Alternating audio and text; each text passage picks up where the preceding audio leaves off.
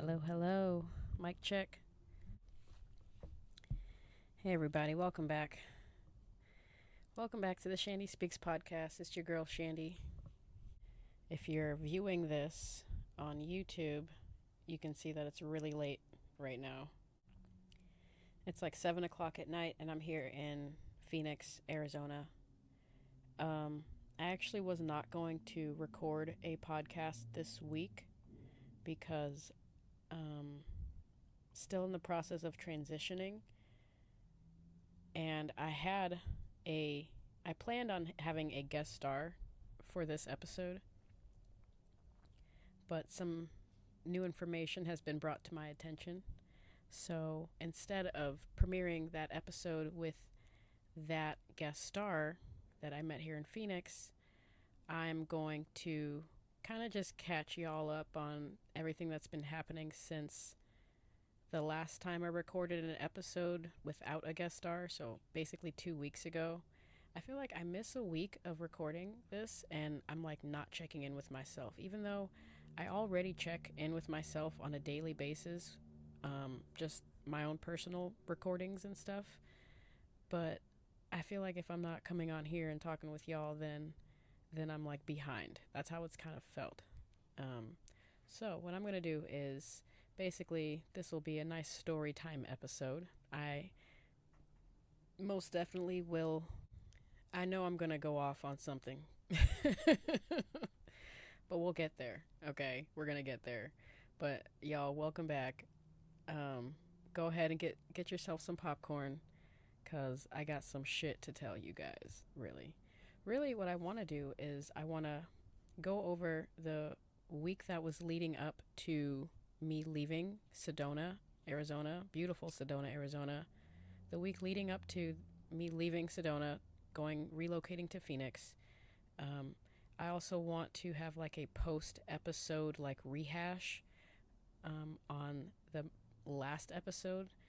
As of right now, the last episode uploaded was called Beta Males and Celibacy, and it was with a lady who wants to go by Avocado. If you haven't caught that episode, it was a great episode. But that was the second time I ever had a guest on the show, and like I said, if I don't check in with myself, I just feel like I'm behind. So I want to rehash just sort of my thoughts, my final thoughts, or my post-episode thoughts on that episode. And then I also want to go into basically my first week. I'm rounding my first full week. It'll be 7 full days at around 5 o'clock at night tomorrow, Monday night. It's Sunday night right now. Like I said, I already had an episode in the clip ready to go with another guest star who I met out here in Phoenix. But I want to go and give my final thoughts on that episode, as well as give you the reason why I'm not uploading that episode, and I'm just coming up on here and talking. Okay, so I'm in Sedona. I work at a bar. Well, this is rewind 2 weeks ago. Okay, 2 weeks ago. I'm pretty sure, yeah, because I get paid. Theoretically, I'll get paid again this week. So 2 weeks ago, it was the week that we got paid. And I forgot what the hell set it off. I knew I took a lot of notes. I've been taking so many notes. I know that it was the week that I was supposed to get paid, and we were supposed to get paid on Friday, and I have direct deposit.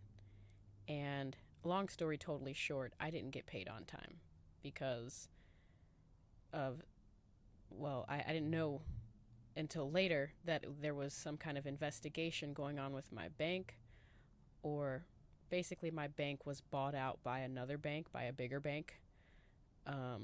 And there was just some computer error or something. I don't know how that, like, my account number hasn't changed or anything like that, so I don't know how that would affect my direct deposit. I'm willing to bet that it was probably processed late, because I didn't get paid until that following Monday. But anyway, leading up to that payday, I had already had in my head that I wanted to look for other opportunities because just the turbulent energy I felt at that job, at that bar. I've never worked at a bar before, and I'm not working there anymore, as you guys can probably tell. So I don't care, and I never said the name of the establishment. Highly do not recommend. But yeah, a part of me, okay, there's one side that was like, okay, I obviously have to be here so that I can address my shadow work that I've been avoiding, revolving around my relationships with cunty women, you know, NPCs, you know, people that I would much rather not have to deal with, but I'm forced for some reason to deal with them. And so there's one side that's like, okay, I'm here because of shadow work. And then there's my other side that started to kick in that was like, I don't need to be here. Yes, I understand that there's things that I need to address, but this ain't it. It just felt really prickly.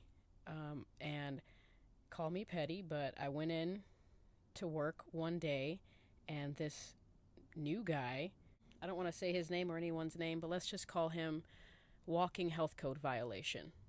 Okay, just for this story.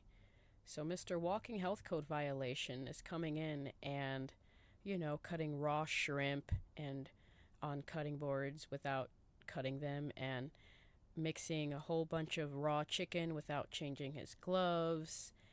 He's literally a walking health code violation. Well, it was Saturday. It was the Saturday before we got paid, and I was leading the shift. Basically, I'm the lead of the shift. It doesn't take long for me to be the one that gets put in charge, you know? And he's a new guy, relatively. Like, I've been there for 2 months at that point, and he was there for 2 weeks at that point. So he's older, and he may have had some more experience, but, you know, here it's a seniority thing, and I don't care if they let you fucking cut raw shrimp on the cutting boards and not cut it, but here you have to, like, wash the cutting board. Like, duh. Well, he didn't like that I was micromanaging him, you know, trying to save people's lives. Silly me. He didn't like that I was micromanaging him. What set him off was he wanted to cook more chicken. We had, like, a whole bunch of chicken. The guy doesn't know anything about freshness, first in, first out, cross-contamination, anything like that. He's literally doing something else entirely, and now he decides that he is just bored, even though I can list things that he can do, but instead he wants to come over on my side and start fucking cooking chicken. And I was like, we don't need any more chicken. We've been open for an hour already, and we haven't had a single customer, okay? Chill the fuck out. Why don't you go take a lap or something, bro? In the most kind way, basically, I said, we don't need more chicken. And he went from 0 to 100 real quick. And I was like, okay, you're probably going through some shit right now that has nothing to do with me. I'm going to let you go ahead and have your temper tantrum. And, you know, I'm just going to ignore it. We don't need chicken. You're not the boss. The boss can let me know if we need chicken, and then by all means cook all the fucking chicken you want. But I'm telling you, as the person in charge, we don't need to cook it. And he starts flipping out. He actually called me retarded, amongst other things, but that's the one that stuck with me the most. People tend to call me, they seem to project. I don't know. I've gotten retarded a lot, and the reason why that stings so much is because people actually think I'm retarded. People actually think I'm stupid, and it's not that I'm even playing stupid. It's like I really actually, I have a pure fucking heart. I come to people and I take them exactly for what they are, and I have no ulterior motives or no expectations. I just take you for what you are. And, like, unless you tell me that you're smoking crack, or if I see you physically smoking crack, I'm going to assume that you've never smoked crack. Okay? Type shit like that. And people kind of think I'm retarded or that I don't have any life experience. And I know they don't say it, but I can feel it, especially when I get into, like, you know, disagreements with people, and the first thing they'll come up with is, you're retarded. Okay.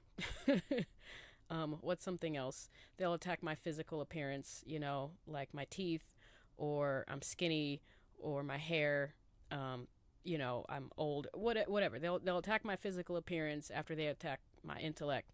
And it's more telling of them than it is of me. I sort of just let him have his temper tantrum, still didn't let him cook the chicken. He walked off the line, texting up a storm to the manager.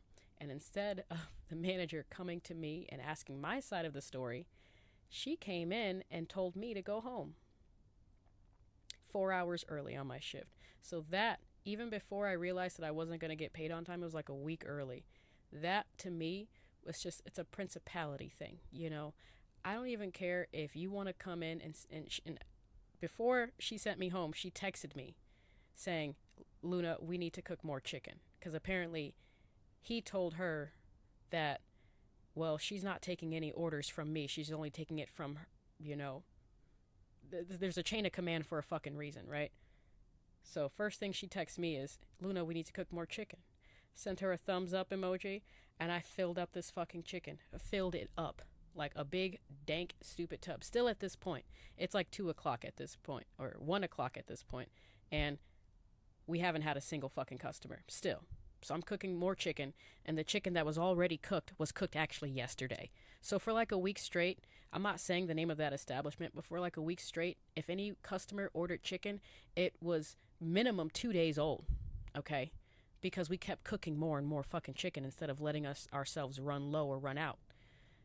No one's ever that fucking busy. It takes like 10 minutes to fucking cook a piece of chicken. If someone can't wait fucking 10 minutes to not get food poisoning or salmonella, then like they can go somewhere else. Maybe they can cook it themselves. All bent out, gung-ho about cooking all this chicken. So I cook all the fucking chicken, made a fucking tub of it. And of course, the chicken that was on the line was full. So I put that full other chicken that I made into the fridge. I'm bitching about work right now. Whatever. It gets better. She comes in and tells me to go home. And like, I'm not even upset at the fact that I'm basically wasting food and I'm giving low quality food to customers. I'm more upset at her integrity, that she couldn't come and ask me my side of the story at all. Literally walked in the door and told me to clock out and go home. Okay. And I said, am I fired? She goes, no, you can just go home for the rest of the day. Didn't ask me my side of the story. Didn't like anything. I just had to deal with this emotionally unregulated grown-ass baby man child throwing a fit. So I come in the next day at work, and guess what? The schedule was changed overnight. And they took off a whole other day. They literally cut my income in half overnight. And that's when I started looking for other jobs. I started looking at other chef jobs in nearby neighborhoods like Cottonwood, Cornville, Camp Verde. You know, I had a couple stage positions set up, and, you know, they didn't like me. So Phoenix was basically on the radar before I even realized that I wasn't getting paid. Okay. Wednesday comes around, and I'm already like mentally checked out. I even microdose. I made a note about that. I remember coming in on that Saturday. I was supposed to get paid on that Friday. And that Saturday, a week after the chicken incident, a day after not getting paid, it took everything in me to go into work that day while not having received my paycheck and knowing that I'm going to have to work with this crazy fucking dude, right? So I fucking microdose. I give a fuck. Whatever. I don't work there anymore. I fucking took a half a gram of mushrooms and I went into fucking work. Come to find out, they switched him with someone else last minute overnight. Because I saw the day before I'm going to be working with Butthead, Mr. Walking Health Code Violation. And then I come in the next day just trying my best. I'm like, I'm going to have some integrity, you know. Because what I wanted to do was like, you know, at the end of the day, I want you guys to see that it wasn't me. Y'all were the ones. Y'all were the ones that were being completely unprofessional, unempathetic, petty, catty bullshit. It's just not. It wasn't with my frequency. I wasn't vibing with it. Saturday rolls around. I told the boss Friday, like, hey, I didn't get paid. She goes, oh, give it a day. Saturday rolls around. No one checked in on me. Sunday rolls around. And it's football Sunday, and I don't want to go to fucking work. And I know for a fact, like, you know, I am fucking, this is going to be my last day at work. Like, before anyone else knew, I knew that when I went into work that day, that will be my last day. And I made sure to not tell anybody until the end of the day. I worked the whole fucking shift. Everyone was all smiles and shit. And still haven't gotten paid. Still didn't get paid. And at the very last minute, as I'm clocking out, my boss comes to me, didn't ask about my paycheck at all, but she's like, hey, next time you got to make sure another cook is here before you clock out. And I love that she said that, because it brought me great joy to be like, well, today's actually my last day. I'm not coming back here after today. Y'all are not paying me enough. I really wanted to say y'all aren't paying me enough to deal with your bullshit, because it's kind of both. I didn't have a job lined up. All I had was an interview at the Waffle House. I did not have any guarantee of a job. We all know how I left the Waffle House the last time. I've regretted it since the moment I stepped all out of the fucking restaurant. Like, not because Waffle House is anything special, but it is stability. It is peace of mind. It is basically a recession-proof establishment. And I've been needing stability for a while now, okay? So it's funny how everything always comes back to each other. But yeah, Monday morning comes around, still did not get paid yet. So I called up the owner. I called up the owner, and I have this super cool feature on iPhone that records phone calls. And you just press the button right when they answer, and it says, "This call is being recorded." And I was like, "Hey, good morning. Just letting you know I am recording this phone call." And that probably got her really scared. It was like at 7 o'clock in the morning. Bitch, respectfully, bitch, I haven't gotten any of my money, so what the hell?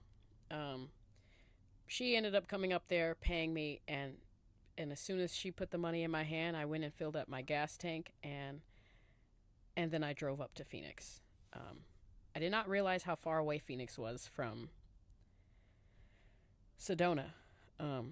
Okay, so let me go over. That was just like that was the 2 weeks leading up to me leaving. My very, very last day in Phoenix, it was Sunday night after my last day at work. After I quit my job, I did go to a different local bar, and that's where I met Avocado. I met her my very last night in Sedona before I went to Phoenix. So now I'm going to go into my rehashing on that. Microdosing and okay, so I did the microdosing, going to work. By the way, highly recommend if you're I don't know, highly recommend microdosing and going to work, but really, not really. It's not for everyone. Like, if you're already microdosing, if you already have experience with mushrooms or hallucinogens, LSD, and you've already microdosed and you're familiar with it, highly recommend, if you haven't already, to microdose and go to work. Every single time. I've actually never had a bad trip at work. It actually made work a little bit better. But that's just my opinion. But if you've never microdosed, I'm not recommending it anyway. Mushrooms are legal. Fucking sue me. Okay. Should I get into avocado before I...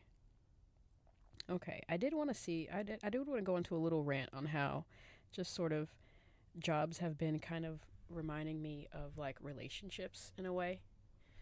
Walk with me here, okay? Because when you think about it, it's like you spend all your time there, and they have a lot of similarities, You spend all your time there, and when you start seeing each other, or when you start working there, you have like this just hopeful, wide-eyed expression, and you want to believe everything they say, and it's understood that it's a mutual exchange, that we're both getting what we want from each other. And then somewhere down the line, you've been working, they've been working, you guys have been working together. Somewhere down the line, something fucking happens, and then all of a sudden, they change. Either they change or something changes in you, and then you don't really see the value in them anymore, or you don't see really the point of being with them, working there anymore. You want to, but usually they change, and that's what'll inspire.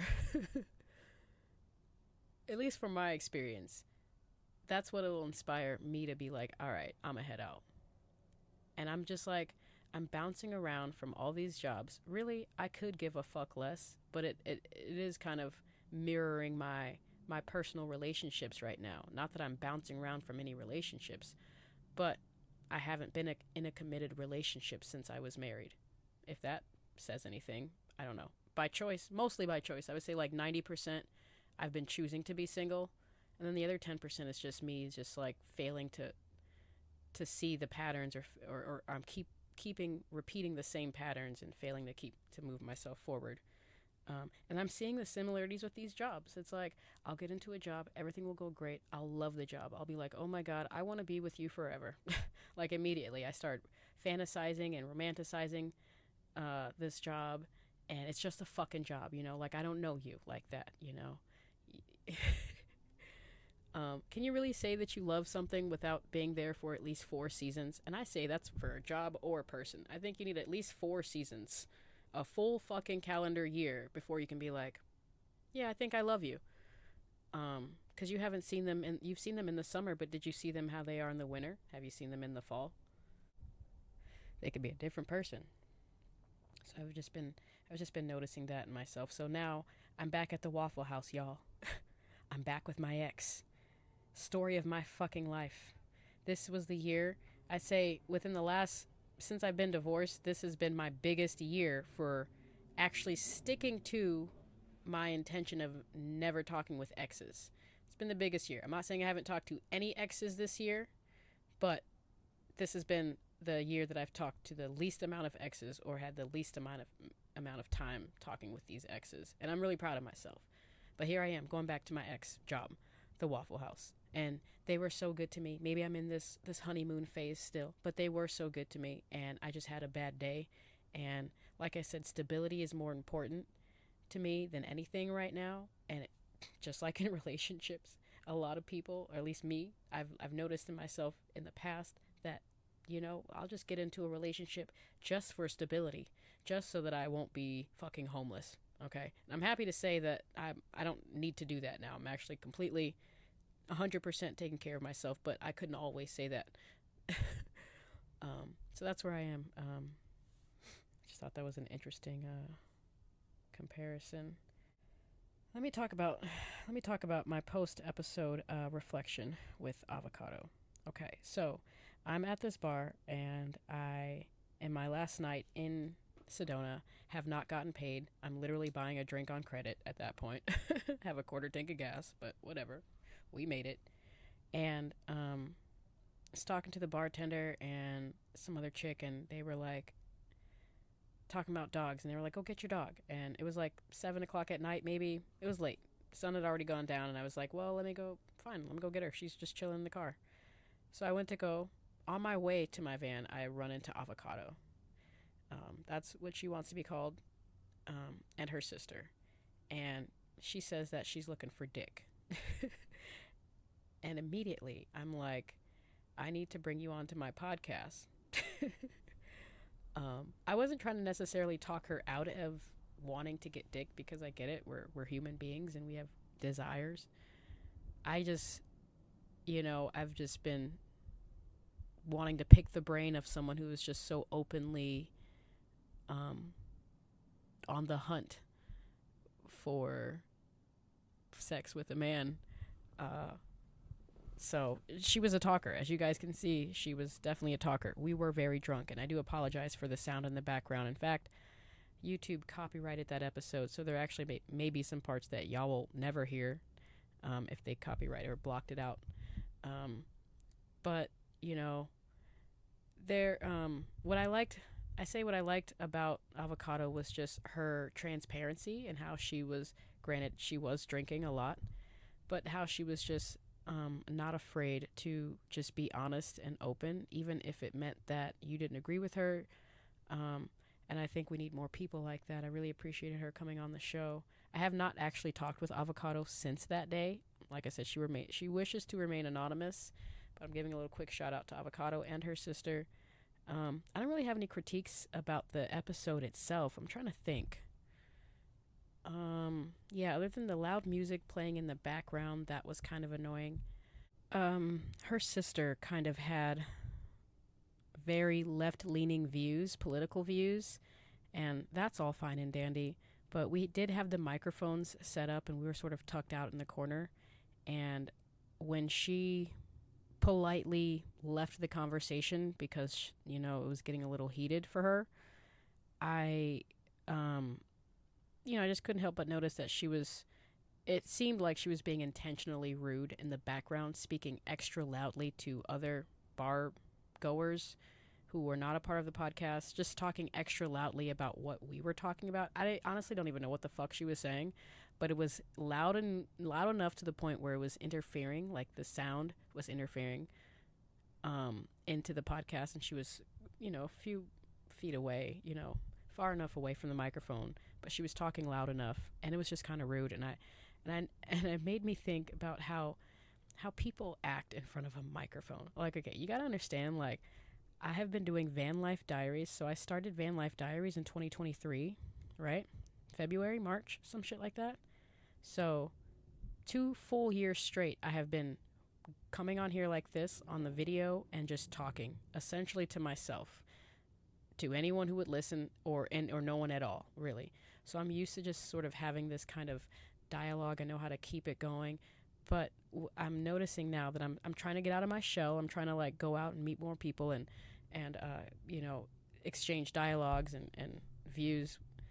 But I'm noticing that a lot of people actually, I'm noticing not everyone does what I do. Not everyone can say that they spent excessive amount of time, like hours worth. I have days worth of recorded voice memos on my phone that no one will ever hear until my funeral, because I just need to get it out, and not everyone, even if you're not recording yourself, not everyone has the patience, or I guess they don't even really think about checking in with themselves, like verbally, like speaking it out into the fucking void. Okay, and then B, it's like, if they are used to talking to themselves, more oftentimes than not, they're not used to being on camera or being recorded like this and have their movements and their eye contact and everything be documented. And it changes people. I'm learning that it kind of changes people, and people kind of act differently. I even did like a test run. I'm not throwing any shade. It's just me making an observation. I even did like a test run before I started this podcast. Actually, the idea goes out to my homegirl, Rochelle. Shout out to Rochelle in Guyana. Not throwing any shade. I love this woman to bits and pieces. But it was actually her idea to do the podcast for both of us. It was supposed to be both of us. And, she lives in Guyana and I live here in fucking America. So it's kind of hard for us to coordinate time and then the communication. It's kind of hard for us to have a recorded conversation when we're in different countries. So I went ahead and started doing the podcast kind of without her. I thanked her for the inspiration, and she's very supportive. But we did a test run, like maybe a few weeks into this podcast, and I was like, here, let's just try. We figured out how to record a phone call, and I noticed that she was different. This whole time I thought, like, she would be the perfect person who I would want to do a podcast with. It was her idea, and I can talk with her for hours, and she's so just transparent and flowing, just everything just comes. She's a great storyteller. But then now I'm recording her, not now, but at that point when let's do a test run, I noticed that just she was different. You could just going off of how she was, behaving, like she cared a lot how people would perceive her. I feel like people want to be perceived as someone who is likable or agreeable, and women actually do that, and that's just kind of a fact. Women are very, very much concerned with being liked by people, and coming off as someone who is likable and agreeable, and they miss a lot of opportunities and a lot of messages, I believe, because you don't say it in a nice way. So I just, it's something I noticed. So, but, going back to Avocado, I did not get an inauthentic feeling from her. And I think the alcohol may have had something to do with it, but either way, I respect her for coming on and sharing her truth. And, gets me practice too, talking to strangers at the bar, talking to strangers in general. I do want to get into this because it's been 30 minutes. So here's what I'm going to do.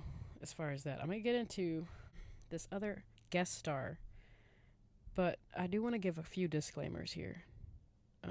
But before I want to see if there's anything else I wanted to cover beforehand.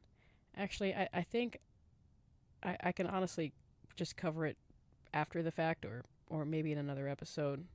But this is just like, it's what inspired me to record this. And my laptop is charging right now off of my battery that has 1% battery. So I'm going to lose the light soon. So I'm going to try and just get through this.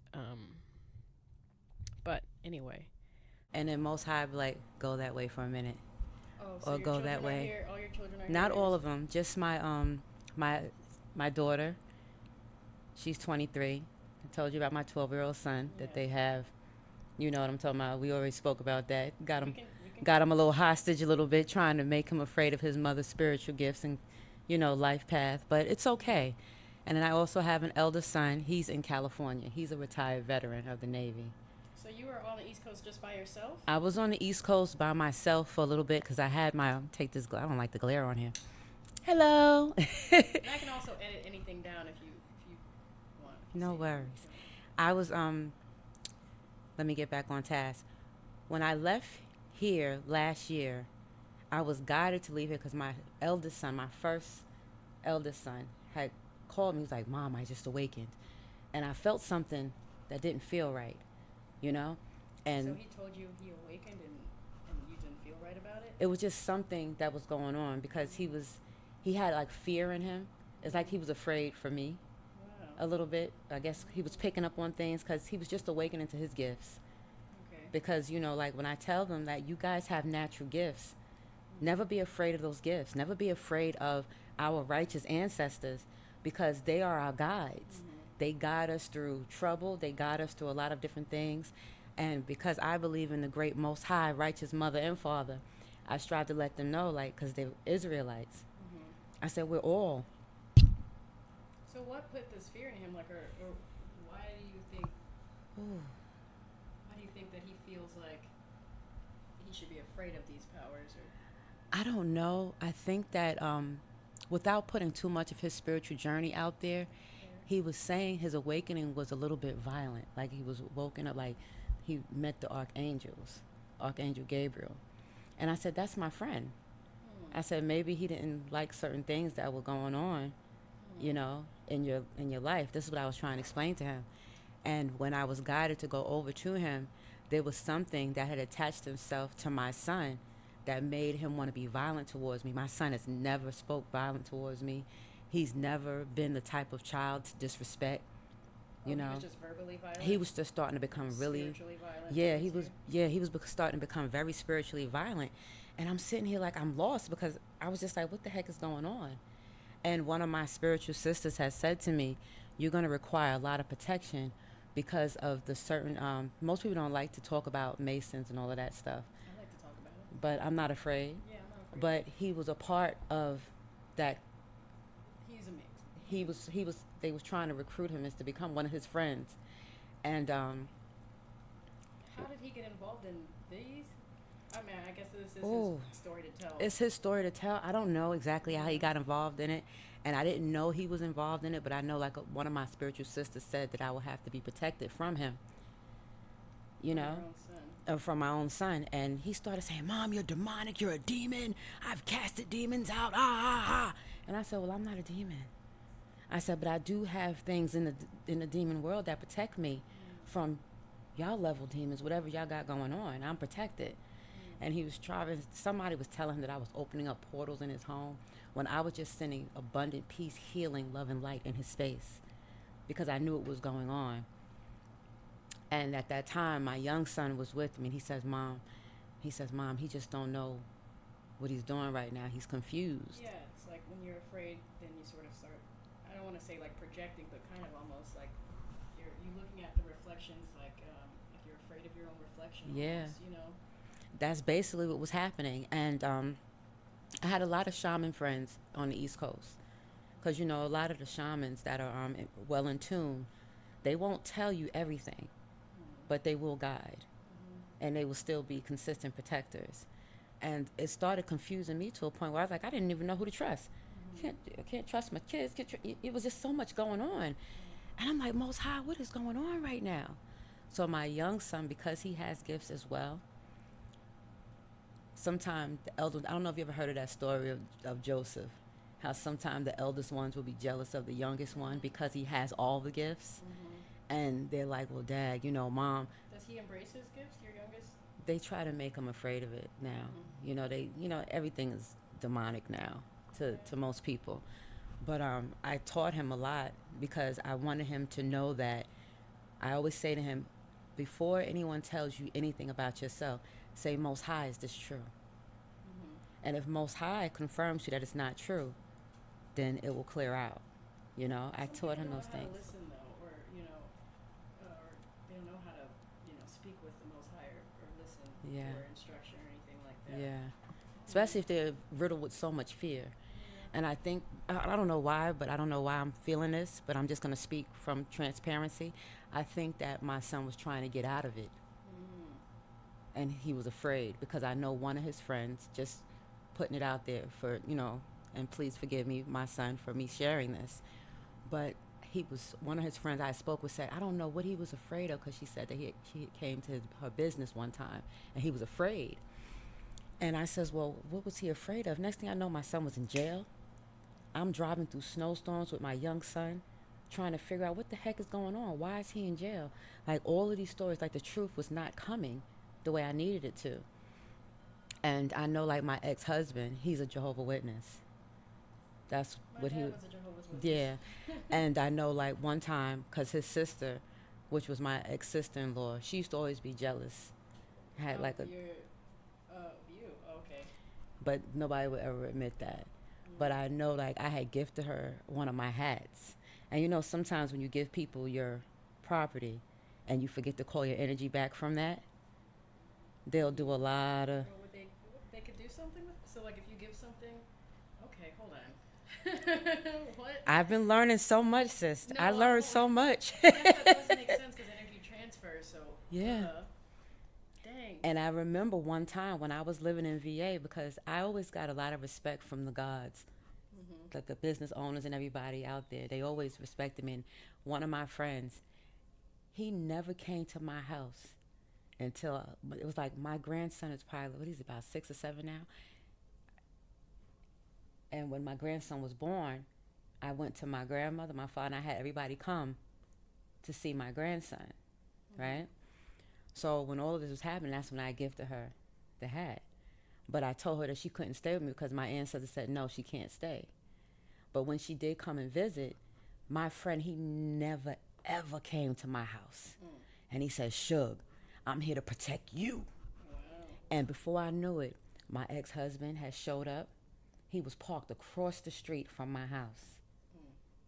Right? When I tell you, my homeboy, he came right in the middle of my driveway and he stood just like this. Because he carried that Archangel Michael energy. And he stood and he watched because he was ready. I got into Phoenix Monday night. First of all, Phoenix has just been a trip.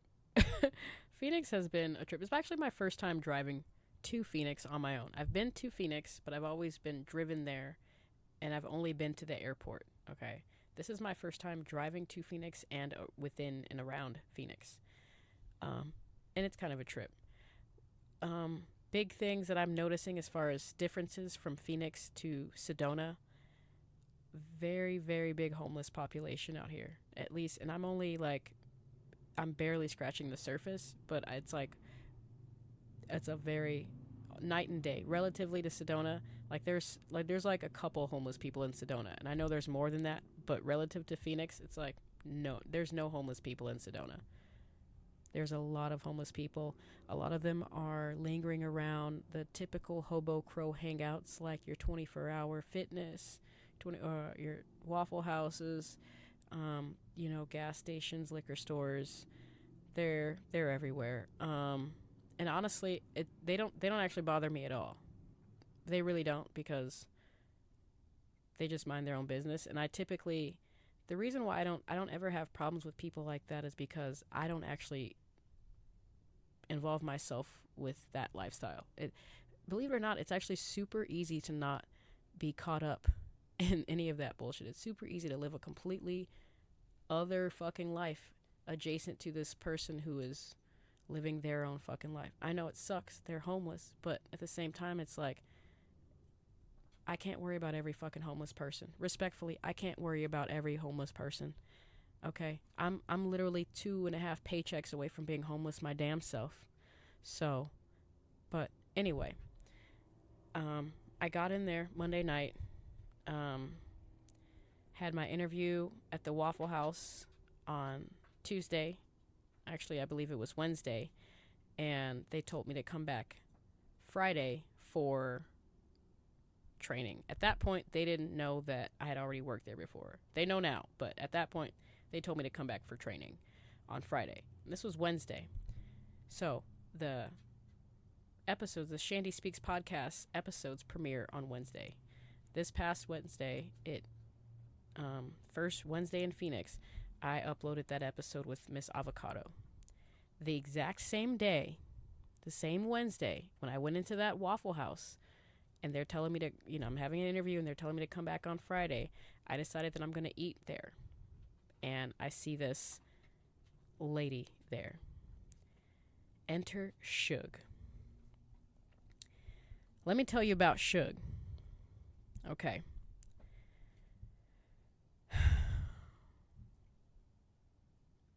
So many things right now that I can go over. Really, what I want to do, she seemed really cool at first. So cool, hippy dippy woo woo, vibing and stuff. Seemed really cool at first, but my intuition sort of got the best of me, and now, things have come to light. We ended up talking for over 2 hours in her hotel room. Okay.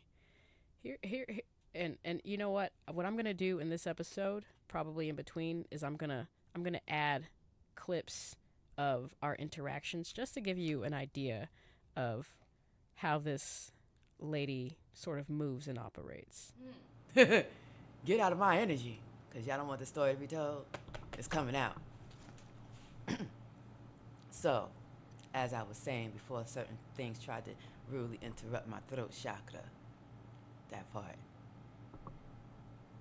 I went out for a walk, and when I came back through the other door, that same guy that she was talking about, we're going to call him Mr. Waffle House.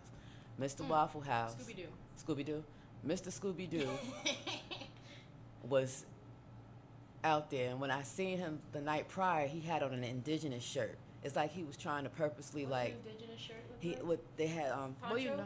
they had feathers on the shirt. It was a black shirt and he had feathers on it, and it's like he was trying to attract me, like them feathers, like peacocks be trying to attract. You know how peacocks be trying to attract what like they a Native American, it was like a Native American shirt, and I was walking, and last night, and as I was coming to the door, he said something about, "Hey, sugar." I said, "How you know my name?" And then he said, "Wait a minute." He says, "I'll be right there. Just wait a second." I was already smoking. I wasn't like I was waiting for him, but I was smoking a little bit, And he had came up to me. He had this bag on him. And I was like, I don't know, something just feels sus. Scooby-Doo. Yeah, Scooby-Doo. Scooby-Doo just feeling a little sus a bit. Was he but I don't want want to. As I don't know if it was just a pet name that he just started to call me, but my response was, "How you know my name?" So something in me must know something that they don't want me to know, so I don't freak the fuck out. They said, yes, that part. Well, thank you for protecting me. They said it's already done. Okay. I don't know what's already done, but whatever it is done. But I know, when I went for my walk earlier a.m., then he just popped out he was inside the hotel. Maybe he's, because So I don't know if he's a protector or a healer of the Waffle place. House has because you have to think about that too. Yeah. I don't know. Every Waffle House has sort of these, I call them hobo crows. And they come to protect the and place. Sometimes they're good and sometimes they're not good. But usually if they're not good, they usually get found out right away. I think she said something about someone had a fight last night in there. Did you hear that? Yeah, they were saying something about somebody got beat up and got put in. I don't know either. Because the thing is with Waffle House, I feel like Waffle House, to me, is like that's a the sort news. of it's a safe haven thing. Yeah. There's cameras all around the perimeter, all outside, inside.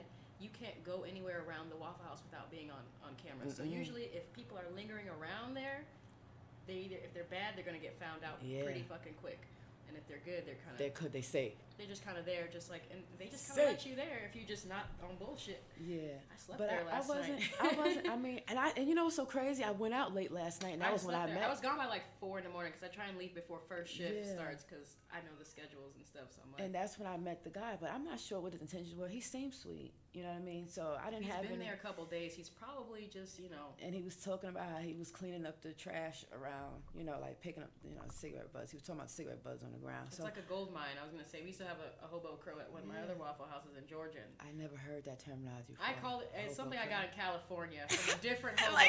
He's like, you guys are just a bunch of hobo crows. But no one knows. You've never heard it, but you know what it means. Like when I say it, like it's just just hanging around. Like it's almost like that energy. When I think about the Wiz, the Wiz with Diana Ross, the okay. Wiz. I have that movie on DVD. That's my favorite. Movie. That's my favorite Wizard of Oz version. Is the Wiz. Because I could break that movie down. Michael Jackson, God rest his soul. It's a damn shame what they did to Michael Jackson. I love that movie. Great movie. But remember he had the hobo crows around. The hobo crows, exactly. That's why I mentioned the movie. And then Dorothy came with her little pretty ass dress and was like, come on, Nooka. You coming with me. You coming with me. Oh my God. You can't win. You know that song? You can't break it. You can't get out of the. You can win, child. That was a banger movie. We will survive all the games. That's what I'm thinking too when I think of I'm going to rewrite that song. You know better words? Because they was trying. We can win. We already won. I hear that song by Pastor Mike Jr. I'm going to win. You going to win. Everything around me winning. Everything around me's winning. This is our musical episode, folks. Yes, we are singing. Listen, if I'm ever on, whenever I'm on here, y'all gonna hear me sing because they like singing. That's natural. I feel because our body is an instrument. I feel like I'm sorry. You want to hear some hippie woo? Give me some hippie woo woo shit. Like, give me that hippie shit. There's like so your heart. First impressions are very important. She's sitting at this Waffle House, and I should have known right off the bat that something was up because she was sitting next to this man who was visually probably not having the best time of his life. He looked like he probably missed a couple meals and showers and bless his heart, but they were sitting next to each other at the bar, so close, and they were in such a deep conversation, or it seemed like an intimate conversation, that I assumed off just first glance that they must know each other. But she didn't look homeless, even though she was. She turned out to be a homeless girl. No big deal. He definitely looked homeless. And I'm also learning right now that the homeless women around here, at least, generally, I've been homeless before. They never look like as tore up as the fucking men do. And they know what they're doing. Everyone knows that beauty is currency. Well, for women, the better you look, the more doors open that gets opened for you. So whatever, play the fucking game. So I didn't assume that she was homeless at all, and I actually didn't even assume he was homeless. I never assume that unless you're physically in the act. I never saw him on the street. I saw him eating food inside of a Waffle House. So I assume he's just probably some skinny, dirty dude who's just eating at Waffle House. He's sitting next to this woman, having a very intimate conversation with her, and she looks nothing like a homeless person. So yeah, I sat down a few tables down, had my food, and she invites herself over to my table. And, while I'm eating, and talks to me, basically, like, okay, here's the fucking thing. I'm not uploading the episode because something just doesn't feel right with this lady. Okay. Respectfully. I never have people in this car. Never. You guys know that. I can count on one hand, less than one hand, how many people have been in this car other than myself this year or ever since I've gotten this van. I can count on less than one hand. if y'all go back to my Van Life Diaries episodes, sort of what inspired the podcast in a way, earlier this year, I met let's call him the bum motherfucker. I met a bum. And I'm not calling him a bum because he's actually homeless. I'm calling him a bum because he's a thief. Okay? This man, long story short, love bombed me, came into my home, took my smartwatch, and then left. Okay? Within 2 weeks, the guy came into my life and left, got got to sleep with a pretty fucking girl and got a free watch out the deal. Let's just say that. Yeah, I had sex with a bum. Not my brightest fucking moments. It is what it is. Who gives a shit? Okay. Well, that sort of kickstarted everything. Here we are right now. And believe it or not, I had one person in this van, okay? And this was the last time I saw her, actually. I didn't see her do it, okay? But this is such a balanced ecosystem here. This is such a small space, and it's only me in here, okay? I know when anything goes missing. And I know that I'm going to sound all hippy-dippy woo-woo right now, but I know that I knew it was happening before I actually knew it was happening. Does that make sense? Like, I knew the inner me or the higher self or whatever. I knew in my gut that she is causing harm to me in some fucking way.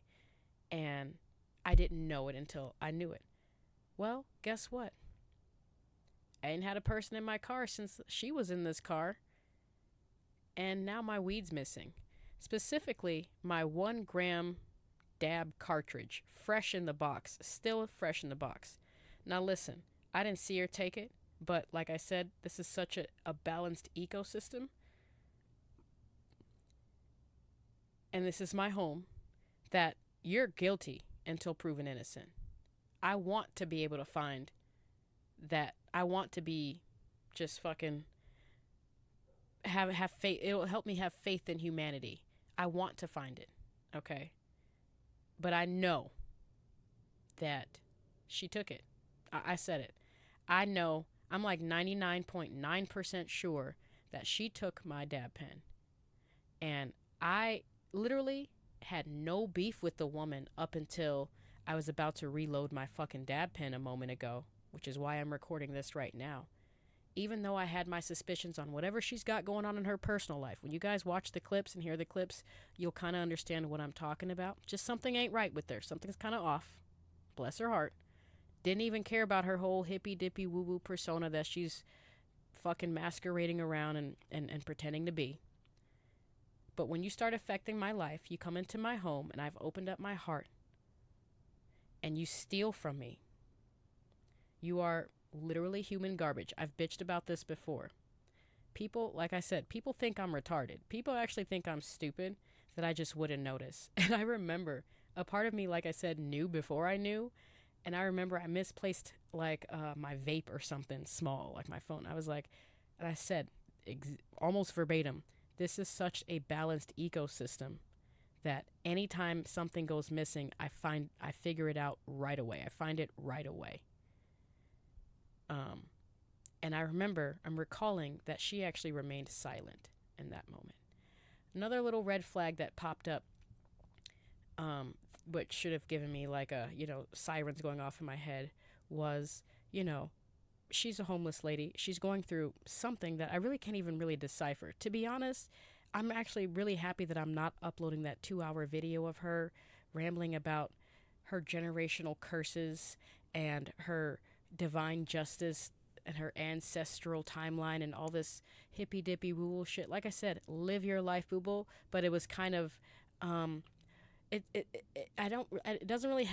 can't really give her credit, because when people tell me stuff like I'm aligned, I'm protected, I'm this, I'm that, and then I look at your life and it doesn't match up, I'm just going to think that you're delusional or you have some kind of mental disorder. It's not my job, or like I said, I don't really give a fuck. It's not affecting my life. But when it starts affecting my life, that's when I'm going to have to tell people about themselves.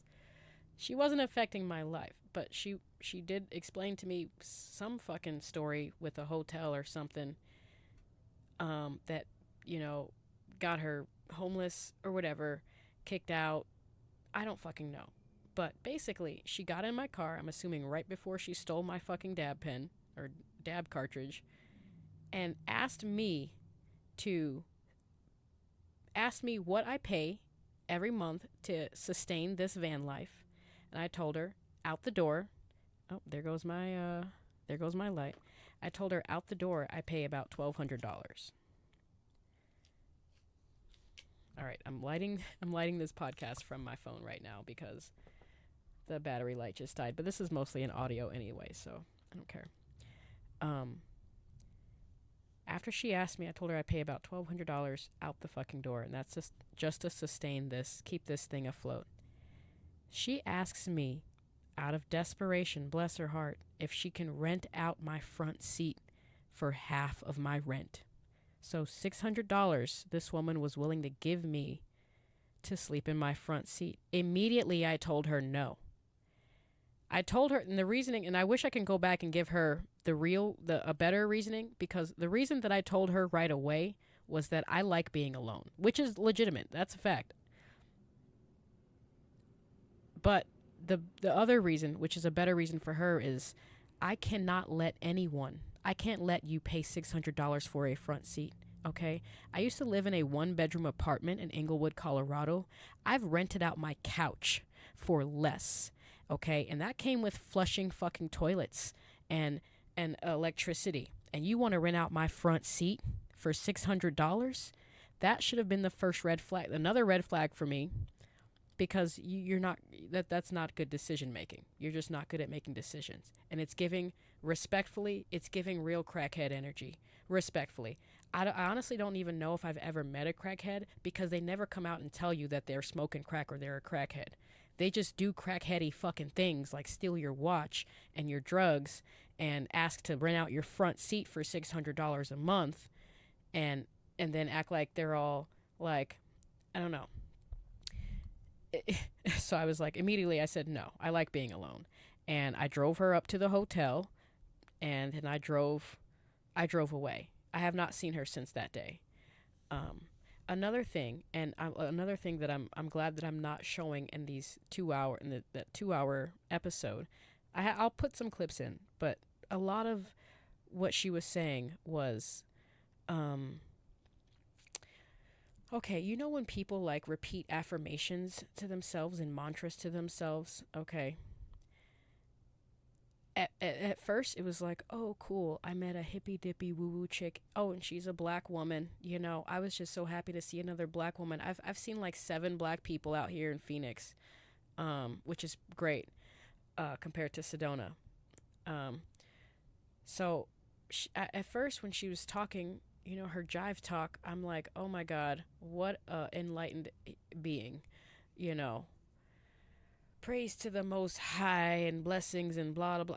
I can't repeat it. But after a while, it became sort of redundant. And it wasn't like annoyingly redundant. It was just sort of like, I don't think you really believe this bullshit that you say. Because like when you think about it, it's like, if you are divinely guided and you're divinely protected, why the fuck do you have to keep repeating it every 5 minutes? Every time you have a thought, you have to be like, I'm protected. Every time you say something, every time you do something, you say, I am protected, or whatever the mantra is. You keep repeating the same fucking mantra instead of like knowing that you are protected or knowing it at all, you know. And it's just it's giving like you don't really believe this shit that you're saying. And I know that she doesn't believe what she's saying. Like I said, I observe people all the fucking time. I know that she specifically, and people like her, people who just repeat affirmations all day, I know you don't believe what the fuck you're saying when I look at your life and your life doesn't align with what the fuck you're saying. It's really convenient to say that you've been cursed, that you have generational curses. It's really convenient to say that you have generational curses instead of taking accountability for your actions and what put you in this situation. Because guess what? If that were true, that leads me to think, hey, maybe you did something to become cursed, like steal people's fucking shit from their home. Maybe. And if you never had a curse, if you were just making that shit up, you got one now. I don't practice any of that woo-woo magic shit, but I know energetically you done fucked up with me. That's anybody who comes into my space and takes from me, because I don't do that. Okay, I'm gonna let karma handle the rest. However, I'm seeing just a woman who is full of shit, and like I said, I hope I'll rip apart this fucking car like a dumbass. I hope that I find it. Okay, I hope that and if I do, I'm premiering this episode for sure. But if I do, I still have the episode. Okay, I will keep it for fucking 30 days. Actually, it's in my Google Drive. I will keep it forever. Okay, if I come across it 10 years from now and be like, oh, that's that cartridge, then I will upload that episode. Okay, it's on my Google Drive. I'll keep it forever. But until then, you're guilty until proven innocent. You came into my home, and yeah, it's like, yeah. So that's basically what I've been dealing with really today. I just found out a few moments ago. But this past week, I met her on Wednesday. It's Sunday. Okay. She is calling me. Like, I go to try and charge my devices the next day, at Panera Bread. And she's like calling me while I'm trying to order some food. I can't even I'm like, okay, cool. Now I have like some spiritual leech or daughter or something. It's like, I'm single for a reason. Okay. I am I'm motherless. I'm childless for a reason, okay? It's so strange to people when they come across someone like me who lives intentionally. This is on purpose, okay? You didn't just come across this woman who is just down on her luck and this is just how I'm just making it work. No, I planned this. Every fucking step I planned to be here, okay? And I live life intentionally. And I can tell when people don't live their life intentionally because first off, they'll look at you like you're like you think you're better than them or something. And I'm like, that's a you problem. If you think that I think that I'm better than you, that's something that you need to think about, really. That's on you. And yeah, and then I'll see they low-key start hating on me because I make it look easy. I'm literally not doing anything but leading my life. You understand? I told you less than 4 years ago, almost 5 years at this point, I was what they call a hobosexual. Like, I would say maybe, at this point, half of America identify as hobosexual. People that get into relationships just to avoid homelessness. Now, it's laughable. Now I can look back on that young version of myself and just just laugh at it because I could not imagine depending on anyone else. And people, they are intimidated by that. They're intimidated by me. And that's probably why she thought it was okay to just come up in here and steal something like I wouldn't miss it. Or like I got my life together so I can just throw money away. No, you make bad decisions with money. Remember, you're the one who's trying to pay $600 for the front seat. Okay. It's wild. It's fucking wild. I don't think I have much else to say. But yeah, I did want to just come on here and vent about that. I'm sure something else will come up. Yeah, she's been bugging me like every fucking day. Respectfully, I don't want a girlfriend. I don't want to be a wife. I don't want to be a mother. I very much enjoy my alone time. Yeah, and I really, yeah. So I'm seeing I don't know. There's something about me that attracted her to me. I'm not sure what it is. It's probably my actual light. Like, people always say love and light, but they're not actually about that life. And I hate to sound like this is not probably my ego, but I'm literally about that life, fam.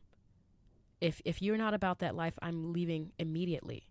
far away. Ask any job that I've worked in the last 3 years. I'm leaving far, far away. I'm literally about that life. I can't do it. My spirit won't let me do it. And and I'll let you be yourself. I'll let you walk in your shadows.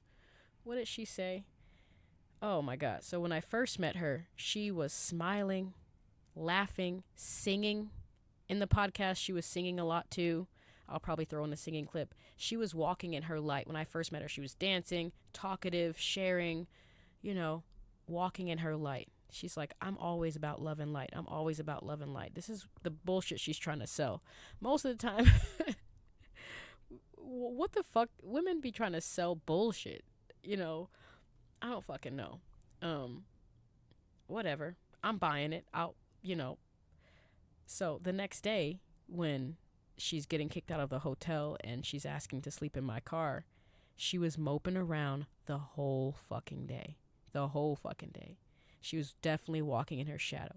And I'm never one to tell someone to stop moping around. By all means, sit in that shit. Feel that shit, okay? But don't come up at me and tell me that you're love and light when I'm seeing, clearly, you are not love and light. The energy that you had yesterday when things were going good and you had a roof over your head, food in your stomach, little money in your pocket, that's the energy that would have done you a great benefit today when you don't have food and you don't have a roof over you. So are you really love and light?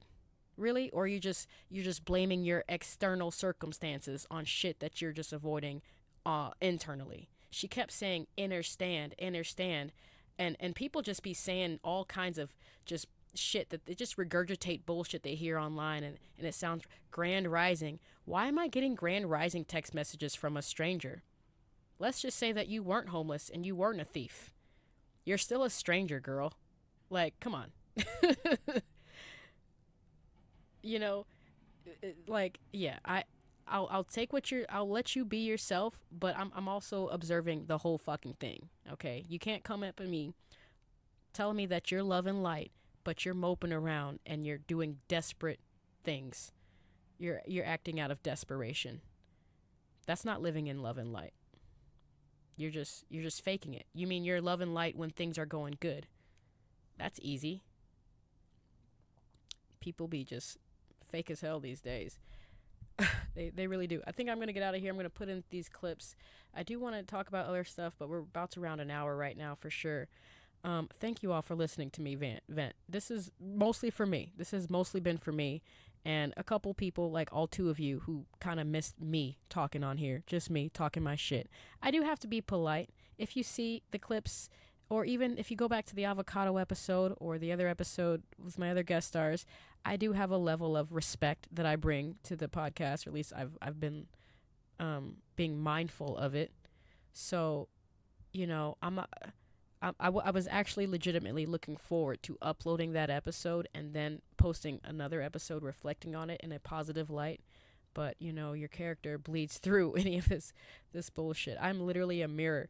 People, that's another thing I've noticed, like, fake people just do not like me because I reflect them so fucking accurately and so fucking hard back to them. Like, they're afraid of their own reflection type shit. They're afraid of their reflection so fucking much that they blame me for their reflection. You know what I'm saying? Like, what the fuck do they do that at? What the fuck? Oh my God. And I'm just like, I'm a huge fucking mirror and people can't stand it. And respectfully, this ain't for you, okay? Okay, my work is bigger than you. So, yeah, exposing all these fake people. Final thoughts for this episode. I don't really have any final thoughts. I am looking forward to meeting new people. If anyone's in the northern Phoenix area, or just Phoenix in general, I'll travel up to like 50 miles or something. Phoenix is huge. Low-key, Arizona is a strange, interesting fucking place. And I'm here for it. I'm just here trying to find out who the fuck I am every day. That's literally all I do every fucking day. I'm about that life. I can't be any other way. I don't know how. But I'm just here. So yeah, y'all, thank you for letting me just vent. Just listening to me vent about work and shit. And I think I did pretty well as far as being respectful. I could have gone in a little bit harder, but my battery's about to die. Yeah, man, just be careful who you let into your space. Be careful who you let into your space, for sure. All right, I'll see y'all next time. Follow me on, I'm just going to plug my content creator stuff. Follow me on TikTok, Threads, Facebook, YouTube, Spotify. It's Chandie Speaks, CHANDIE Speaks. Also, if you're in the, like I said, the Phoenix area, Phoenix, Arizona, and you want to come on this show and you're not going to steal from me. As a matter of fact, we're not even going to do any more podcasts in my van anymore. No one's allowed in this fucking van. I'm about to put surveillance up in here. I digress. But no, I'm back to regress. I'm about to fucking put some surveillance cameras in here. And if anyone wants to come on my show, we will need to meet up at a park or fucking, I don't know, an office building or something that's not my home. Because when you think, like, this is my home. So, like, yeah, I had no business bringing in a poor, helpless woman. Bless her heart. She's going through a rough time. We all go through rough times. Literally, I'm averaging 1.2 meals a day for like 7 months now. Since I got back from Guyana, I've barely made 2 meals a fucking day. And you don't see me stealing. You don't see me taking money out of people's fucking pocket and taking food out of their mouths. So like I said, karma's going to take care of the rest of that. If you want to come on the show, email me, chandiespeaks@gmail.com, CHANDIESPEAKS @gmail.com. I'm going to get on out of here. Thank y'all for listening. See you next time.